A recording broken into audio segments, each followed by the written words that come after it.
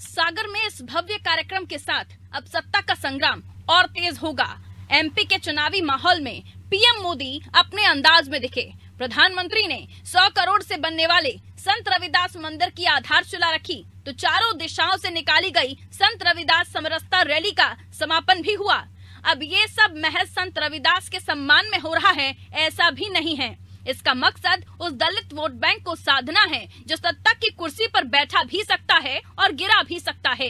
दरअसल आदिवासियों को लुभाने के लिए भारतीय जनता पार्टी की तैयारी संत रविदास के जरिए दलितों को लुभाने की है। इसके लिए पार्टी ने सागर को चुना है। सागर बुंदेलखंड का मुख्यालय माना जाता है। बीजेपी की नजर सागर के जरिए बुंदेलखंड से जुड़े ग्वालियर, चंबल और विंध्य क्षेत्र पर भी है। विंध्य को छोड़कर इन इलाकों में पिछले चुनाव में बीजेपी को काफी नुकसान हुआ था।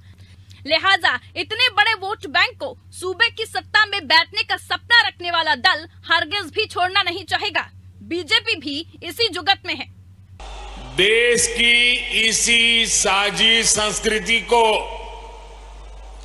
और समृद्ध करने के लिए आज यहां संत रविदास स्मारक एवं कला संग्रहालय की नींव पड़ी है।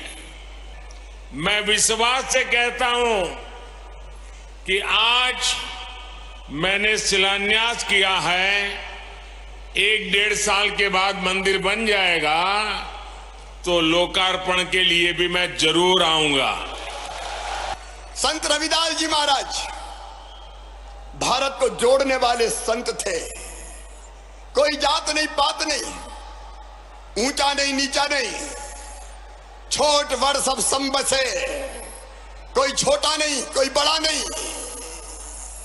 भक्ति कैसे करें, कर्म कैसे करें, इसका संदेश देने वाले संत रविदास जी महाराज, उनके जीवन और दर्शन पर आधारित ये भव्य स्मारक बनेगा और आने वाली पीढ़ियां भी संत रविदास जी को जानेंगी और उनके बताए मार्ग पर चलेंगी। ऐसा नहीं है कि सिर्फ भारतीय जनता पार्टी की नजर ही इस वर्ग या क्षेत्र पर है।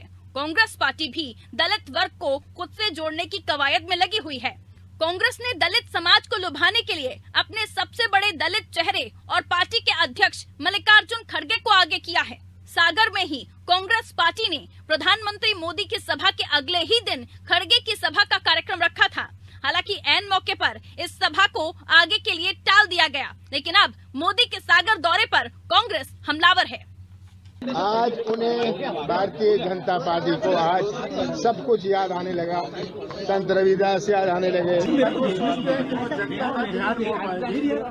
सोचते हैं कि जनता को फिर से गुमराह कर पाएंगे, पर मध्य प्रदेश के मतदाता ने अब तय कर लिया कि बड़े प्यार से शिवराज सिंह जी को विदा करेंगे।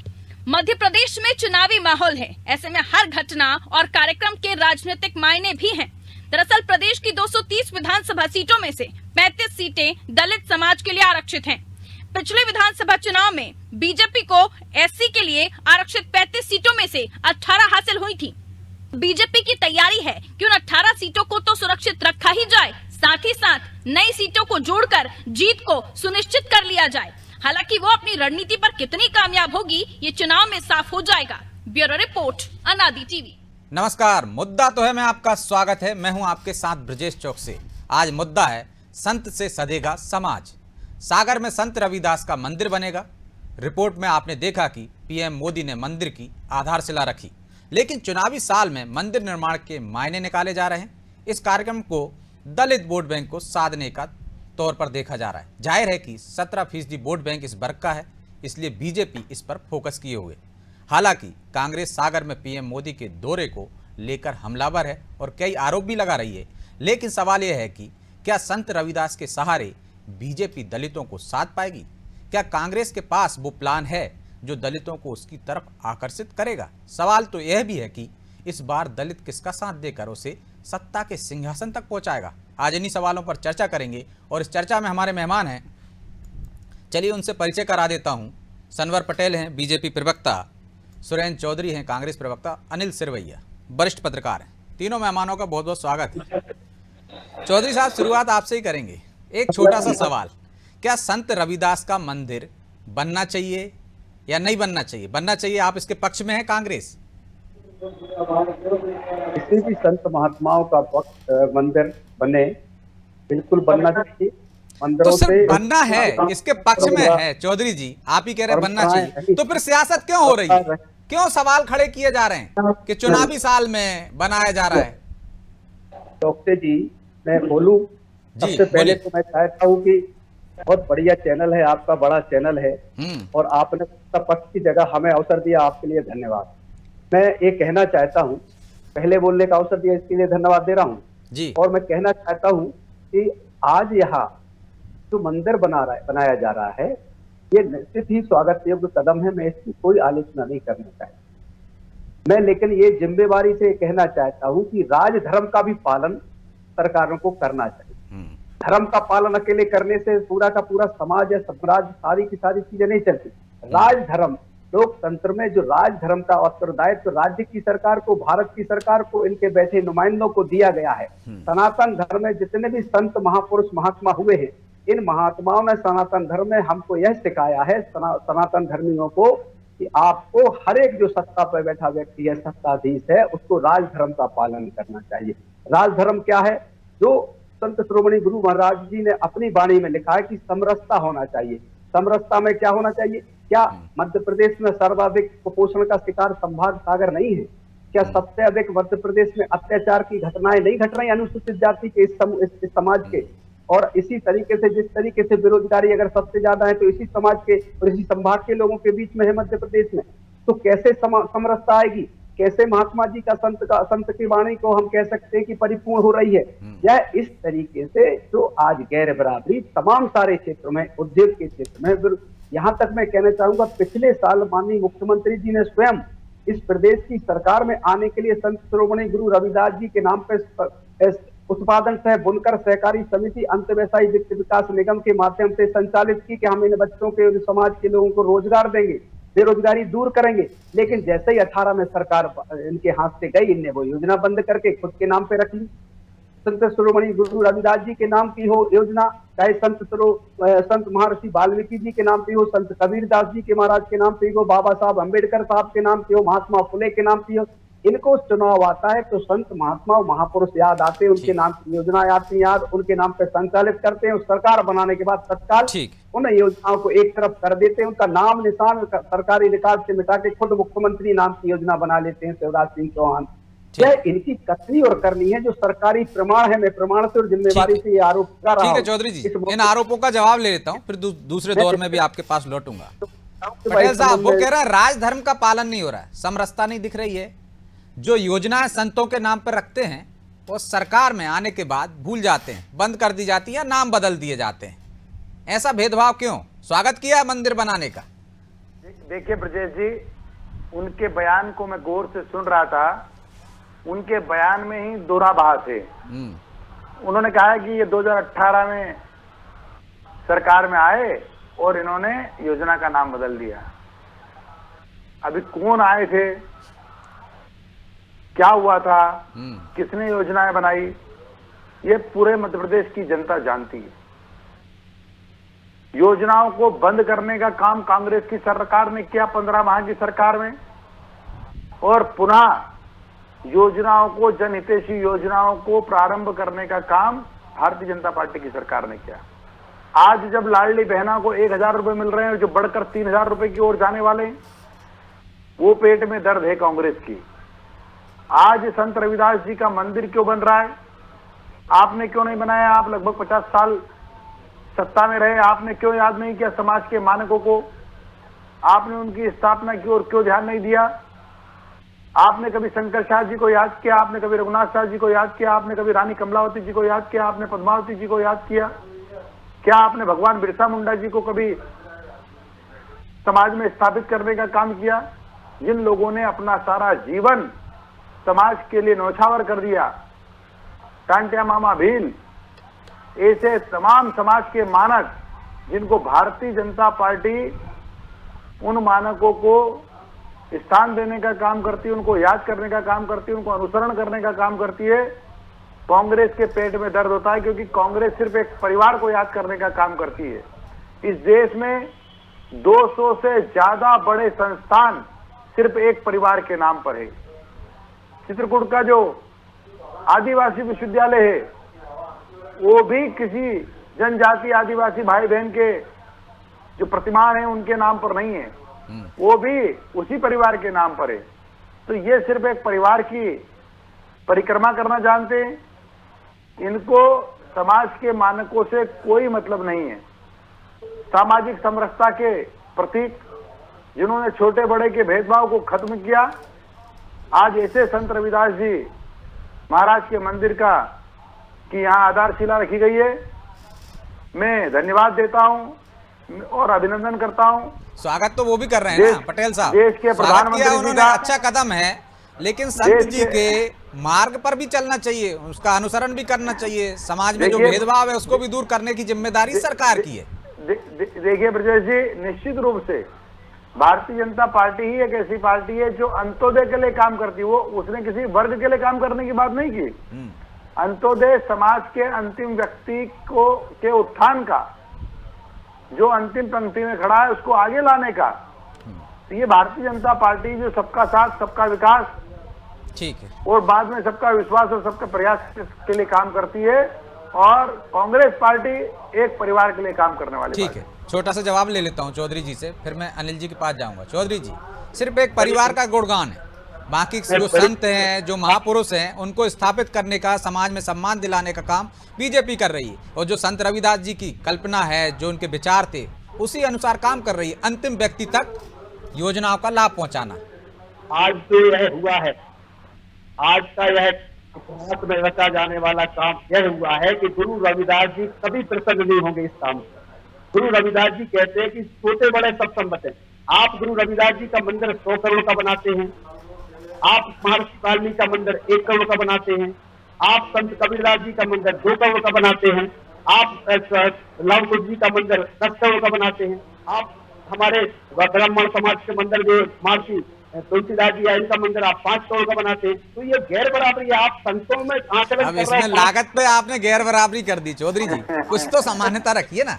लागत से क्या हो सकता है? भोपाल में बनेगा लागत अलग हो जाएगी, सागर में बनेगा अलग हो जाएगी, जमीन के रेट अलग हैं, बहुत कुछ अंतर रह जाएगा। आप उसको कम से कम पैसे में तो तुलना मत कीजिए। सबके मंदिर 100 करोड़ के बनाइए, कौन रोकता है आपको? हम कहते बनाइए ना आप, मतलब उससे समानता आ जाएगी। अभी आप कह रहे थे संत जी के अनुसरण करना चाहिए, जो उनके विचार थे उस पर, कि मंदिर से समानता आ जाएगी क्या? आप गलत दिशा में चले गए मुझे लगता है चौधरी जी। बात में 607 रविदास जी का मंदिर है, वो नरेंद्र मोदी जी ने तोड़वाया था और अपने पाप धोने के लिए सागर में 100 करोड़ का मंदिर बनाने आए हैं। ये कोई बड़ा काम मतलब पहले स्वागत करते हैं, फिर आपको उसमें भी राजनीति दिखने लगती है। चलिए लौटूंगा मैं, पटेल साहब से जवाब लूंगा। अनिल जी, सिर्फ मंदिर बनाने से बात बन जाएगी क्या, या जो चौधरी जी कह रहे हैं कि सब मंदिरों के एक जैसी लागत होना चाहिए, उससे समानता आ जाएगी क्या? क्या कुछ और करना पड़ेगा बीजेपी को? मैं आ रहा हूँ चौधरी जी, आ रहा हूँ। अनिल जी को भी तो एक मौका दे दूं। तरीके से चुनाव के दौरान आके पाखंड और पाप करते हैं। आ रहा हूँ चौधरी जी, आ रहा हूँ मैं आपको। हाँ अनिल जी बोलिए। निश्चित तौर पर ब्रजेश जी, आपने बहुत सही प्रश्न पूछा है, और यही प्रश्न इस समय समाज में घूम भी रहा है। ये जो आपने प्रश्न किया है कि क्या सिर्फ मंदिर बनाने से काम हो जाएगा या कुछ और भी करना पड़ेगा, तो ये जो कुछ और की बात है, शायद ये जो कुछ और है, लोगों को कुछ और की प्रतीक्षा है, कुछ और की प्रतीक्षा है। मंदिर तो निश्चित रूप से हम सभी जानते हैं। मुझे याद है जब 8 फरवरी 2023 को जब इसकी घोषणा हुई थी सागर में, उस समय कार्यक्रम था, उस समय में अनादि के कार्यक्रम में मैंने आप गए थे, हमने आपको वहीं से जोड़ा था। जी हाँ, तो मैं गया भी था और मैंने उस समय बात कही थी। आज मैं फिर से इसी बात को दोहराऊंगा कि निश्चित तौर पे जो हमारी संस्कृति है, भारतीय संस्कृति है, और खासकर जो दलित समाज है, अनुसूचित जाति का समाज है, इसमें अलग अलग पंथ है, अलग अलग गुरु है, अलग अलग विद्वान हैं, उन सबका एक बड़ा महत्व है, और उनके आराध्य और उनके अनुयायी और उनको फॉलो करने वाले लोगों की एक बहुत बड़ी संख्या है। तो निश्चित तौर पर जब उनके लिए कुछ ऐसा होता है तो वो उसका समाज में संदेश अच्छा जाता है। जैसे कि आज संत रविदास मंदिर की बात हुई तो वो ठीक है, लेकिन क्या संत रविदास मंदिर को जिस तरीके से जो आज इसको पूरा स्थापित करने की कोशिश की गई है, तो ये निश्चित तौर पे एक चुनावी मुद्दा ही है मुख्य रूप से, क्योंकि ये अभी कोई। लेकिन अनिल जी, मैं यहाँ आपको टोक रहा हूँ, कोई भी सरकार हो चुनाव को मद्देनजर रख के ही तो कार्यक्रम करती है, लेकिन वो योजना लाती है, कोई काम करती है, यदि वो अच्छा है तो अच्छा है, स्वागत किया जाना चाहिए, भले ही वो चुनावी लाभ के लिए किया जा रहा हो। इसमें क्या गलत है? ये बिल्कुल गलत नहीं है, और ये बहुत अच्छा, ये इसमें तो कहीं कोई भी बात ऐसी नहीं है गलत कि ये अच्छा निर्णय नहीं है। एक शुरुआत मध्य प्रदेश से हुई इस तरह के जो धाम बनाया, और मुझे ये भी इसके बारे में जानकारी है कि शायद पूरे देश में इक्का दुक्का ही कोई ऐसे स्मारक या ऐसे परिसर होंगे जो इतने भव्य होंगे, तो उसमें कहीं कोई बुराई नहीं है। लेकिन चौधरी जी की बात से कितने सहमत हैं आप? वो कह रहे हैं सब मंदिर और स्मारक 100-100 करोड़ के बनाओ, एक रूपता होनी चाहिए, और क्या इससे समानता आ जाएगी? मैं तो अपनी बात यहाँ पे कहना चाहूंगा कि सबसे बड़ी चीज ये कि अगर हम इस तरह की राजनीति में जाते हैं, ये बिल्कुल हर पार्टी को अपने तरीके से अपनी बात रखने का अधिकार है। चुनावी जो पॉलिटिकल पार्टियां होती हैं, लेकिन कुछ मुद्दे तो ऐसे चुनना पड़ेंगे ना जिसपे सियासत ना की जाए। हाँ, लेकिन मुझे ऐसा लगता है कि शायद मुद्दे चुनते समय कुछ सावधानियां, कुछ सजगता, कुछ समाज का भाव, कुछ समाज की सोच भी आनी चाहिए। मंदिर बनाने से ही क्या सारा समाज सध जाएगा, ये सभी पार्टियों को सोचना पड़ेगा, क्योंकि आप जानते हैं ब्रजेश जी, समाज में मुख्य मुद्दा क्या है। जिस मुद्दे की बात अभी सुरेंद्र जी कर रहे हैं, या अभी जो भाजपा के हमारे जो प्रवक्ता वो कर रहे हैं, और समय समय पे हम जिन चीजों को सोच रहे हैं, अभी हमने सीधी कांड देखा, ये किसी व्यक्ति का दोष नहीं है, ये एक विचार, एक सोच है। सोच क्या उसके लिए कोई काम हो रहा है, उसके लिए काम करने की जरूरत है। मैं अगेन उसी बात को बोलता हूँ कि समाज का मुद्दा क्या होना चाहिए। तो निश्चित रूप से एक मुद्दा ये भी है कि संत रविदास का धाम बने, लेकिन साथ साथ कुछ और भी मुद्दे समानांतर चल रहे हैं जिन पर बात होनी चाहिए। और मुझे लगता है इस समय सबसे बड़ा मुद्दा अच्छी शिक्षा, गुणवत्तापूर्ण शिक्षा, और सभी को रोजगार मिले, इस पर कुछ काम ज्यादा करने की आवश्यकता है। अनिल जी, लौटूंगा आपके पास। तो पटेल साहब, सिर्फ मंदिर बनाने से बात नहीं बनेगी कि स्मारक बना दिया आपने, आपको समाज को आगे लाने के लिए बेहतर शिक्षा की व्यवस्था करना पड़ेगी, रोजगार की व्यवस्था करना पड़ेगी, जो चौधरी जी भी कह रहे थे, जो अनिल जी भी कह रहे हैं। उस दिशा में क्या कर रही है आपकी सरकार, कि सिर्फ मंदिर बनाकर वोट हासिल करना चाहती है?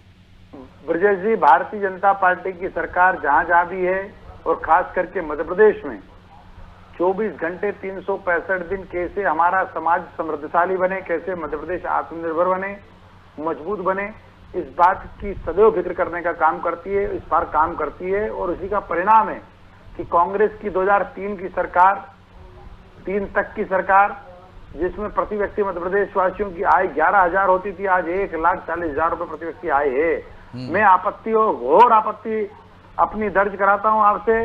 जिस प्रकार से हमारे कांग्रेस के विद्वान मित्र ने कहा, तो मुझे बड़ा इस बात से तकलीफ हुई। उन्होंने कहा कि अपने पाप और पाखंड, मैं इन शब्दों पर आपत्ति दर्ज कराता हूं। जिन प्रधानमंत्री जी का देश ही नहीं, सारी दुनिया में जिनको इज्जत से पुकारा जाता है, जो सारी दुनिया के लोकप्रिय नेता हैं, अगर वो मध्य प्रदेश आते हैं, हम सब सौभाग्यशाली हैं, मध्य प्रदेश वासी सौभाग्यशाली हैं। और इनकी इस भाषा के कारण से, इन शब्दों के कारण से, इनके अपशब्दों के कारण से ही आज से पहले भी मध्य प्रदेश की और देश की जनता ने इनको नकारा है, और 2023-24 में इस प्रकार के शब्दों को मध्य प्रदेश की जनता कभी स्वीकार नहीं करेगी, इनको माफ नहीं करेगी। ठीक है पटेल साहब, एक और सवाल है। प्रधानमंत्री जी कह के गए हैं, आपने भी सुना है, वो कह रहे थे कि मैं शिलान्यास किया है मैंने अभी, अब लोकार्पण करने भी आऊंगा 1.5 साल बाद। तो ये क्या ओवर कॉन्फिडेंस है? पहले से ही तय है कि सरकार आपकी बनने वाली है? ये विश्वास है गांव गरीब किसान के प्रति किए गए कामों का। ये विश्वास है गांव गरीब किसान के प्रति जो काम किए गए हैं, उनको जो जीवन स्तर को सुधारने का काम किया गया है, ये उसका विश्वास है। जो प्रदेश की और देश की जनता भारतीय जनता पार्टी को लगातार आशीर्वाद दे रही है, ये उसका विश्वास है। ठीक है, अब चौधरी जी से जवाब ले लेता हूँ। चौधरी जी, वो कह रहे हैं एक तो आपकी भाषा पर उनको आपत्ति है, पाप और पाखंड जो आपने बोला उसको छिपाने के लिए मंदिर बनाया जा रहा है, तो निश्चित तौर पर पहले आपने स्वागत किया था, तो ये इस पर उनको आपत्ति है। दूसरा, उन्होंने कहा कि भरोसा है, विश्वास है काम की बदौलत कि दोबारा मध्य प्रदेश में बीजेपी की सरकार होगी, इसलिए प्रधानमंत्री ऐसा कह के गए कि लोकार्पण करने भी मैं ही आऊंगा।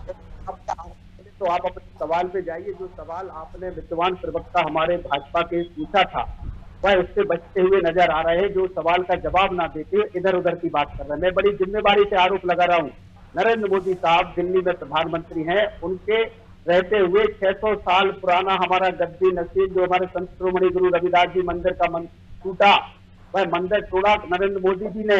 उन पर आप सुप्रीम कोर्ट में यह मामला हम लोगों ने कांग्रेस पार्टी और सारे सामाजिक संगठनों में जाके जीता। उसके बाद वो मंदिर बचा, तोड़वाने का काम मोदी जी ने किया। और आज मैं फिर कह रहा हूँ ये आरोप उन पर है, वो इससे बच नहीं सकते। पिछले 18 में आप देख लीजिए, शिवराज सिंह चौहान जी ने मंदिरों की घोषणा की, संत शिरोमणि गुरु रविदास जी के नाम पर महाकुंभ किया, घोषणा की 15-15 लाख देने की। आज जहां ये मंदिर सागर में बन रहा है उसके एक फलनांग दूर एक मंदिर है जहां 15 लाख रुपए पिछले 3 साल पहले दिए थे। उससे पहले 3 साल पहले एक मंदिर बनाया, उससे पैसे दिए। उसके पहले जो हमारा पुराना कर्रापुर धाम है, इस एक 1.5 किलोमीटर के एरिया इसमें 3 मंदिर बन गए। बहुत अच्छी बात है, चौथा भी बना दो, 5वां भी बना दो, कोई बुराई नहीं, मंदिर बनाओ। लेकिन आप जो जिम्मेवारी, लेकिन वो तो कह रहे हैं कि हमने तो चलो बनाए ही हैं, आपने क्यों नहीं बनाया? आपको भी मौका था, पहले बना देते। 50 साल में आपने क्यों नहीं बनाए? के मंदिर जहाँ गुरु रविदास जी महाराज आके रुके थे, हमारे वहाँ गुरु महाराज जी का धाम बना हुआ है। आप आके देख लीजिए, पटेल साहब और चौकसी साहब, आप भी देखिए कितना बड़ा मंदिर बना हुआ है। आप वहाँ क्योंकि संतों द्वारा बनाया गया है, गुरु द्वारा, ये सरकारी मंदिर बनाया जा रहा है। लेकिन जो अनिल जी भी कह रहे थे ना चौधरी जी, कुछ मुद्दों को किनारे रख देना चाहिए, उस पर सियासत नहीं करनी चाहिए। कम से कम मंदिर पे तो सियासत नहीं करनी चाहिए ना कांग्रेस को। के नाम पर मंदिर बनाया जा रहा है, हमारे संतों की सहमति हो, हमारे सनातन जो मान्य परंपरा उनकी सहमति हो, उसके आधार पर मंदिर बनते हैं। आप सरकार तो इसमें तो संत कहीं खिलाफत कर ही नहीं रहे ना, कांग्रेस कर रही। बहरहाल मैं माफी चाहता हूं, आपको रोकना पड़ रहा है क्योंकि समय की एक बाध्यता है, इसलिए कार्यक्रम को यहीं विराम देना होगा। आप तीनों मेहमानों का बहुत बहुत धन्यवाद। तो संत रविदास के स्मारक से, मंदिर से निश्चित तौर पर एक कदम और बढ़ाया है बीजेपी ने इस वर्ग में अपनी विश्वसनीयता बनाने के लिए। लेकिन क्या सिर्फ मंदिर बनाने से ये जो उनका उद्देश्य है वो पूरा हो जाएगा? ये जो समाज में आज भी छुआछूत है, जो समाज आज भी हम देखते हैं कि किसी क्षेत्र से निकलता है, घोड़ी पर बैठकर बारात निकलती है तो रोक दिया जाता है। कहीं ना कहीं सरकारों को इस पर भी विचार करने की ज़रूरत है और ऐसे मुद्दों पे विपक्ष हो या सत्ता पक्ष हो, सियासत न करते हुए समाज का उत्थान कैसे हो इस पर विचार करना चाहिए, इस पर मंथन करना चाहिए, इस पर सुझाव देना चाहिए। लेकिन सियासत है, वोट तो दोनों ही राजनीतिक और अन्य जो राजनीतिक दल हैं वो देखते ही हैं और इसी कारण सियासत भी होती है। बहरहाल मुद्दा तो है, मैं इतना ही, मुझे दीजिए इजाजत और आप देखते रहिए अनादि टीवी। नमस्कार।